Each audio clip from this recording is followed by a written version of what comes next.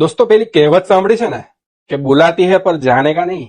જો તમને પણ કોઈ છોકરી ઇન્સ્ટાગ્રામ અથવા ફેસબુક પર મળવા માટે બોલાવી રહી છે ને તો તેને મળવા જતા પહેલા આ વિડીયો જરૂર જોઈ લેજો. કદાચ તમે પણ ઇન્સ્ટાગ્રામ અને ફેસબુક પર કોઈ છોકરીને ડેટ કરી રહ્યા છો, તેના પ્રેમમાં દીવાના બની ગયા છો, તેના માટે જીવવા મરવાની કસમો સુધી તો નથી પહોંચી ગયા ને? તો જરા રોકાજો એ પહેલા કે ખરેખર મરી ના જાઓ. હવે સાંભળો મધ્યપ્રદેશની આ ભયાનક વાર્તા, જ્યાં વીરુ નામનો એક છોકરો આવી જ રીતે ઇન્સ્ટાગ્રામ પર એક મહિલા રીનાની રીલ્સ અને તસવીરો લાઇક કરતા કરતા તેની ખૂબ નજીક આવી ગયો. પણ તેને ખબર ન હતી કે એ મહિલા પરિણીત હતી, અને એટલું જ નહીં, તેનો એક જૂનો બોયફ્રેન્ડ પણ હતો. વીરુ જ્યારે મહિલાને મળવા જતો ત્યારે રીનાનો જૂનો બોયફ્રેન્ડ ભડકી ઉઠતો.